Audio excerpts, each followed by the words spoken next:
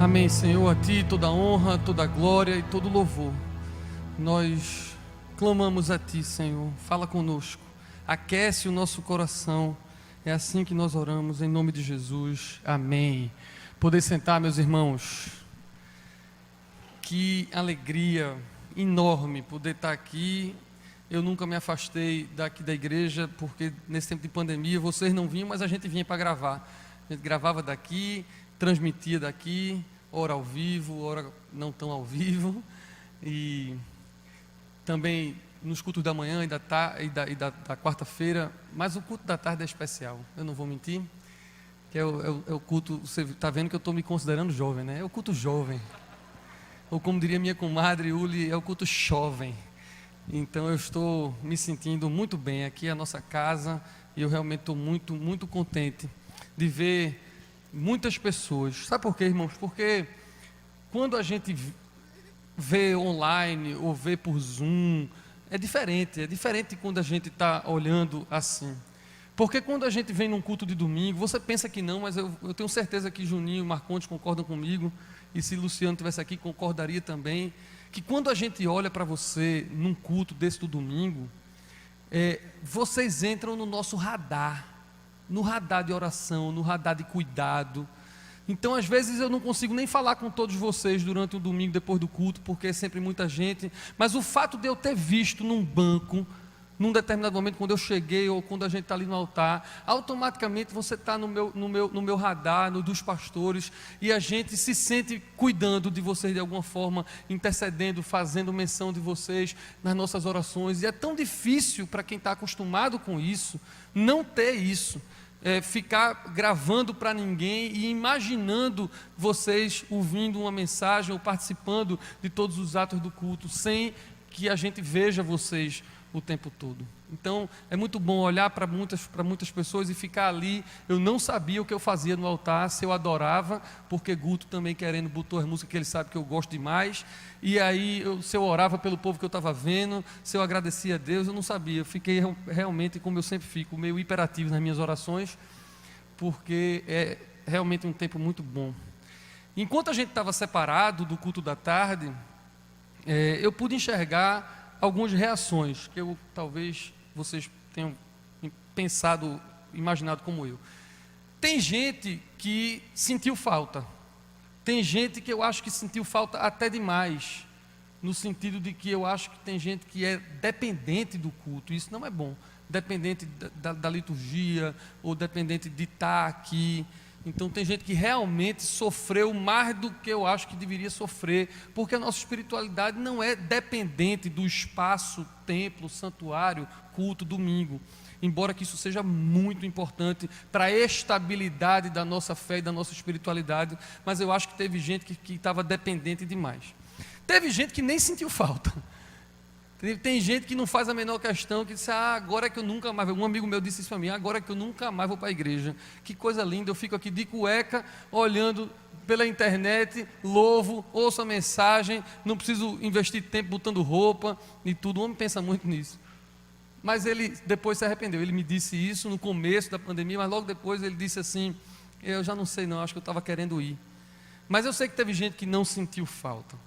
Teve gente otimista e entusiasmada. Desde o primeiro domingo que a gente não veio, já teve gente orando para o dia que a gente ia voltar. Já teve gente dizendo que vai dar tudo certo, tudo vai passar, e a gente vai, gente muito otimista e entusiasmada. Mas teve muita gente que murmurou demais e continua murmurando. Gente que olha para os problemas, olha para a pandemia e para todos os outros problemas que a pandemia traz, o isolamento, a angústia, os problemas econômicos, e não para de reclamar, não para de murmurar. E eu quero ir direto ao ponto hoje. Não tem quem aguente quem vive murmurando. Aliás, tem quem aguente, Jesus aguenta. Eu ainda não cheguei lá, então eu não sou Jesus. Mas só Jesus, como a gente diz, ou só a graça para aguentar pessoas que não param de reclamar e murmurar o tempo todo. E esse texto que nós lemos de Paulo aos Efésios é muito claro. Ele diz, fazei tudo sem murmuração e sem contendas. Eu gosto da palavra tudo, porque quer dizer que é todas as coisas, na igreja e fora da igreja. Fazei tudo sem murmurações e sem contendas, para que a gente faça diferença. Ele diz, nessa geração que ele chama de corrompida, perversa ou pervertida, conforme for a sua tradução, e ele diz para que a gente seja luz como astros nesse mundo. É isso que diz o texto. E aí, quando eu me apeguei nesse texto, disse, rapaz, eu acho que o Espírito Santo está falando comigo, eu acho que aqui tem um sermão. Então eu fui para o dicionário, e o dicionário para procurar o que era murmuração, e lá diz que murmuração é sussurrar, um falatório em que há depreciação, resmungar, expressar descontentamento, queixa, insatisfação e lamentação. A Bíblia está cheia de passagens bíblicas que condenam a murmuração, porque muitas vezes ela vem acompanhada de oposição e às vezes de rebelião. E o que é pior, normalmente o alvo da murmuração é Deus. Nem sempre isso é consciente. Posso até dizer que maioria das vezes é inconsciente, mas o alvo da murmuração é Deus. Eu vou mostrar a você que é Deus. As pessoas reclamam o tempo todo sobre o seu corpo, sobre o seu trabalho, a família, a igreja, a pandemia. Acabam por desenvolver um sentimento de que as outras pessoas estão devendo alguma coisa a ela. O copo está sempre meio vazio, não tem essa história, né? Em vez de meio cheio. E culpa alguém, sempre a culpa é de alguém. Culpa a esposa, culpa o marido, os pais, os filhos, os amigos, os pastores, os companheiros. E também culpam a Deus. Sabe por que culpam a Deus? Porque Deus é soberano, nós cremos nisso.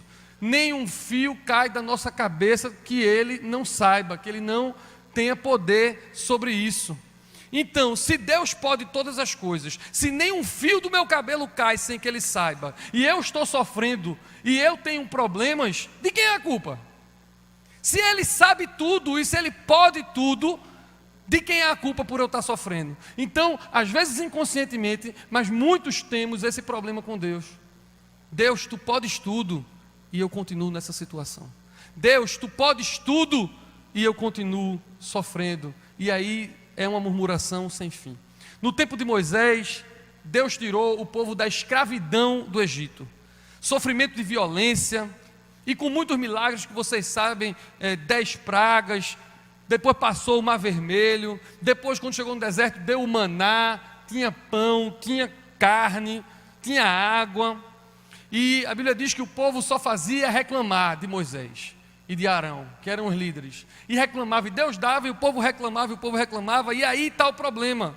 Lá no livro de Êxodo, no capítulo 16, versículo 8, chega uma hora que Moisés, quando o povo estava murmurando muito e reclamando, Moisés diz assim para o povo: eu quero dizer a vocês, que vocês acham que estão murmurando contra mim, mas na verdade é contra o Senhor que murmurais. É isso que Moisés diz ao povo no livro de Êxodo. Vocês acham que estão reclamando comigo, mas na verdade vocês estão reclamando contra o Senhor, murmurando contra o Senhor. Casamento não deu certo, de quem é a culpa? No fim das contas, Deus não podia tudo? Não passei naquela prova, no concurso, na entrevista, não encontro um namorado, uma namorada, não tenho tal talento, as pessoas não me valorizam. Às vezes a gente nem sabe, mas nutre esse sentimento contra Deus. Agora eu fico pensando, como adorar, como servir, como amar um Deus que lá dentro a gente pode ter por culpado dos nossos problemas, das nossas dores. Como ter uma relação de intimidade com Deus que a gente, às vezes sem saber, está culpando por tudo que acontece. E aí quando Deus me despertou para esse texto, eu fui orando, e eu tenho um hábito de, quando eu acho que Deus está falando comigo num texto, eu já mando algumas mensagens. Eu saio mandando mensagem para Paula, para Marconde, para Lilian, para Uli, dizendo: eu acho que tem um sermão aqui, e vamos orar. E aí eu fico pensando nisso muito tempo, ruminando os textos, e enquanto eu estava nesse processo, orando, refletindo, eu também saio escrevendo o que eu acho que Deus está me dizendo na hora. E nesse caso era fácil, porque tem muito texto na Bíblia, e é fácil esse sermão para dizer que a gente não deve murmurar, até porque Paulo é muito claro: fazei tudo sem murmuração. Então tem um mandamento aí, é fácil pregar quando a gente tem um mandamento, sendo que eu senti o Espírito Santo falando comigo: calma. E Deus fala muito calma comigo, porque eu não sou um cara calmo, né? Então assim, ouvir calma de Deus já virou costume, né? Então eu ouvi Deus dizendo assim para mim: calma, relaxe, tem que saber diferenciar as coisas. E aí foi nessa hora que eu parei e comecei a pensar o que é que o Espírito Santo está dizendo. E aí eu quero dizer a vocês que Deus não está dizendo aqui, nesse texto ou no Evangelho, na palavra de Deus toda, que a gente não pode questionar. Claro que pode questionar. O salmista dizia: até quando, Senhor?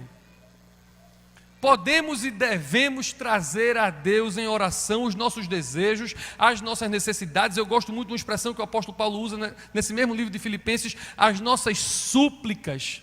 Nós podemos suplicar, nós podemos clamar, afinal de contas, o que é clamar se a gente não pudesse fazer isso? O que é lamentar se a gente não pudesse fazer isso? É claro que a gente pode. Jesus, naquele jardim, naquela noite terrível, vocês todos sabem, disse: afasta de mim esse cálice. Jesus chorou na morte de Lázaro, chorou diante de Jerusalém. Então eu fiquei preocupado, porque eu disse: eu vou pregar para esse povo não murmurar, mas esse povo precisa entender que pode questionar, pode pedir para Deus tirar esse cálice, pode chorar, pode lamentar. Imagine que eu não queria construir uma mensagem que tivesse por objetivo construir uma geração de crentes, discípulos apáticos, nem hipócritas, dizendo: eu não vou murmurar, eu não reclamo nunca, porque eu sou perfeito, as coisas são perfeitas. Estava conversando sobre isso nessa semana que passou no discipulado de Gabi, de Paulinha. Não é uma geração que só usa aquele texto, o choro dura uma noite, a alegria vem pela manhã. O choro dura uma noite, a alegria vem pela manhã. Nós não somos só assim. Vocês sabem que a vida não é assim. Nós não somos nessa hype triunfalista de que tudo vai dar certo o tempo todo, tudo agora. Não, a gente chora, a gente questiona, a gente diz a Deus que não entende, a gente fala das nossas necessidades e nossas vontades. Intimidade real com Deus é isso. E quem tem intimidade fala essas coisas: eu não entendo, Senhor, eu não entendo por quê. Quem tem intimidade fala, não tem problema nisso. Agora, também me preocupei de não ajudar a construir uma geração de crentes, contribuir para uma geração que não luta pelos seus ideais, alienada do que está ao seu redor. Ou seja, você pode questionar, você pode denunciar injustiças, você pode protestar, por que não? A Bíblia não diz que a gente não deve fazer isso. A última coisa que um pastor ou um bispo querem é uma igreja cheia de membros que não têm opinião, que dizem sim para tudo e baixam a cabeça para tudo que vem, tudo que é feito. Se você pegar um líder religioso que manipula sem escrúpulos, é isso que ele quer. Ele quer um efeito manada. Ele fala e todo mundo faz. Mas não é isso que nenhum homem de Deus quer. Nós queremos cristãos conscientes, nós queremos cristãos autônomos, com pensamento crítico, nós queremos opiniões, nós crescemos juntos quando a gente tem diversos pontos de vista. Quando a palavra de Deus diz, eu só faço repetir, fazei tudo sem murmurações, não quer dizer fazei tudo de forma apática ou sem emitir as suas opiniões. Agora, o grande desafio dessa mensagem é fazer tudo isso sem murmurar, sem viver reclamando. Uma coisa é questionar, perguntar, ter opinião, ter intimidade com Deus e ainda protestar, denunciar a injustiça. Outra coisa é viver reclamando em murmuração contínua, adoecendo emocionalmente e sugando as energias de quem está em volta. Porque eu vou dizer, e você sabe, isso suga as energias de quem está em volta. Por isso que eu comecei a dizer, não tem quem aguente ficar junto de quem só murmura, porque isso vai sugando as suas energias, você vai perdendo completamente a força se você anda do lado de uma pessoa que só faz reclamar. E eu não estou dizendo de reclamar de problema que não existe, não. Os problemas existem, mas mesmo assim, se a pessoa só fica reclamando, tem uma hora que é insuportável. Eu sei que você conhece gente assim. Eu só não queria que você ficasse nesse sermão só pensando nessas pessoas que você conhece. Eu queria que você encarnasse esse evangelho para você também. Amém? E eu quero trazer 3 exemplos bíblicos de quem lidou bem com esse equilíbrio de saber reclamar, chorar, questionar, mas sem murmurar. Estava conversando com o reverendo Marcondes essa semana sobre isso, sobre esse texto, e ele dizendo, mas irmão, como é que é esse equilíbrio? É tão difícil. Eu digo, é verdade, é difícil porque é subjetivo, mas eu estava dizendo assim, que quando a gente clama e fala com Deus, a gente pode tudo. Com o nosso amigo, a gente pode. Agora, ruim é fazer fofoca sobre tudo com outras pessoas.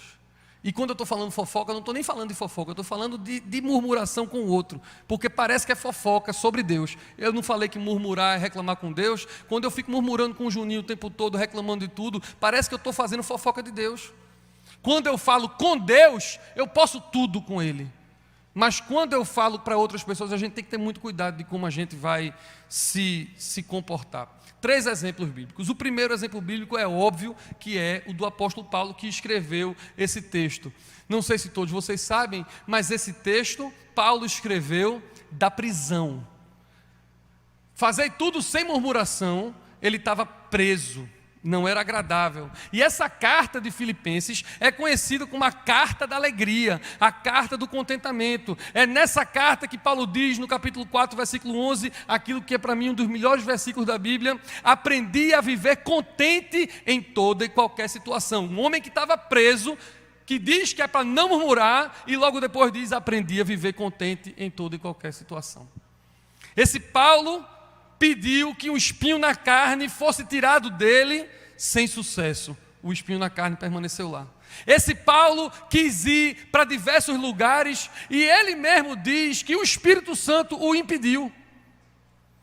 E quando o Espírito Santo impedia ele de ir, ou quando ele pedia que o espinho da carne fosse retirado, o que é que Paulo escutava de Deus? A minha graça te basta. Clamamos e Deus nos responde. Isso é o que a Bíblia nos ensina. Quando a gente murmura, a gente dá vazão à nossa incredulidade e à nossa desesperança. Sabe o que é que Paulo sugere? Ao invés de a gente ficar murmurando com o outro o tempo todo, ele sugere que a gente clame a Deus. Capítulo 4, versículo 6. Sejam conhecidas diante de Deus as vossas súplicas, as vossas orações com ações de graças. Pega essa visão de Paulo, irmão, pega essa visão. Quem clama, não reclama. Quem clama a Deus não precisa viver reclamando com o outro. Note que Paulo, preso, não perde tempo dele nem dos filipenses a quem ele estava escrevendo, reclamando da prisão. Ele não fica dizendo: aqui está tão frio, aqui eu fui açoitado tantas vezes, aqui está tanto ruim, eu estou tão triste. O tempo todo, ele não faz isso. Ele podia fazer, mas não faz. Eu imagino que ele deve ter dito a Deus. Eu imagino que Paulo estava clamando a Deus, porque a gente faz isso. Agora os filipenses não, ele preferiu escrever uma carta de gratidão, uma carta de alegria. Quem é grato e busca a Deus com súplicas não vive reclamando para todo mundo aquilo que já disse a Deus, porque se eu já disse a Deus, eu não preciso ficar dizendo o tempo todo para todo mundo. E eu tenho um amigo que mora aqui nessa rua, chamado Carlito. Eu estava conversando com ele sobre sermão. Vocês já viram que eu gosto de conversar sobre o sermão, né?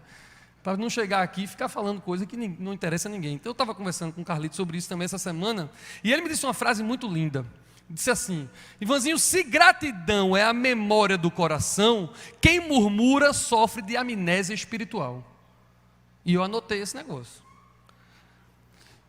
Vou repetir.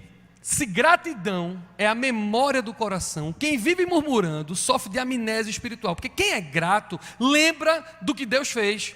Lembra de que Deus é criador, lembra de que Deus deu a vida, lembra de tudo que Deus fez.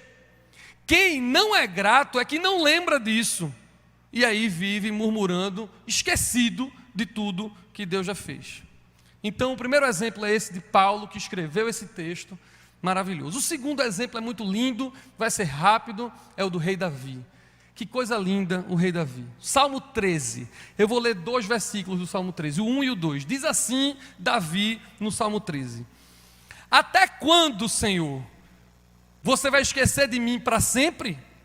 Até quando ocultarás de mim o teu rosto?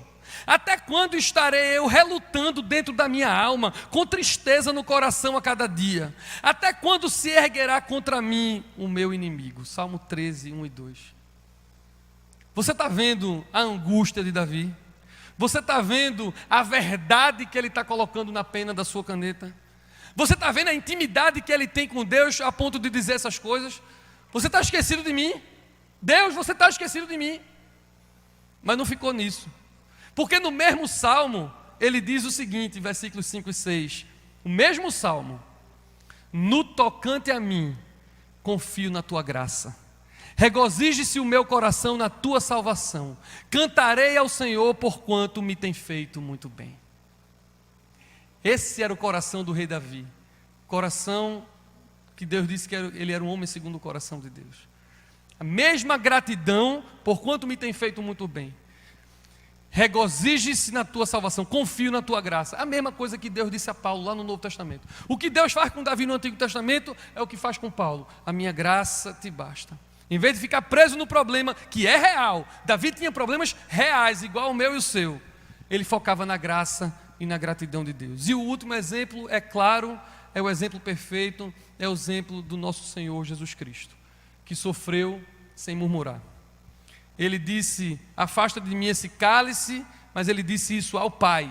E depois que ele disse ao Pai, afasta de mim esse cálice, ele falou com Pilatos, ele falou com Herodes, ele falou com os guardas, e ele não murmurou nem um pouquinho para nenhum deles.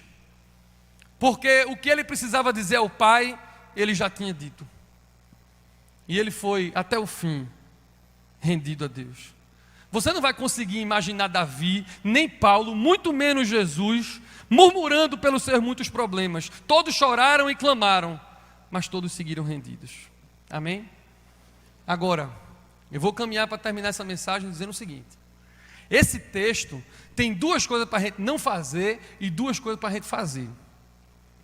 Eu foquei só na primeira coisa para a gente não fazer, porque é fazer tudo sem murmurações e contendas. Contendas é outro sermão que vai chegar já, outro dia. Hoje eu foquei na murmuração. Sendo que tem duas coisas que é para fazer. Ele disse que é para a gente ser irrepreensível no meio de uma geração perversa, e diz que a gente deve resplandecer e brilhar como os astros do céu. A gente tem que fazer a diferença, e isso, o fato de não murmurarmos quando passamos por problemas reais, porque nós clamamos e sabemos em quem temos crido, isso é missão. Ivanzinho, como é que eu sou um missionário? Como é que eu prego o evangelho? Como é que eu faço a diferença? Você é um missionário, pare de murmurar. Porque quando você não murmura, você faz a diferença, você brilha como os astros nos céus. Os que creem precisam ser diferentes para que todos vejam. Os crentes choram, sofrem, mas sabem quem tem crido, buscam contentamento. Não dá para ver um crente que vive murmurando, porque isso vai contra a missão. Crente sem contentamento, crente em desespero. Nós somos o povo da esperança. Nós somos o povo da esperança. Sonde seu coração, meu irmão. Pode ser que você esteja inconscientemente triste ou decepcionado com Deus, porque Ele manda em tudo e você ainda está sofrendo.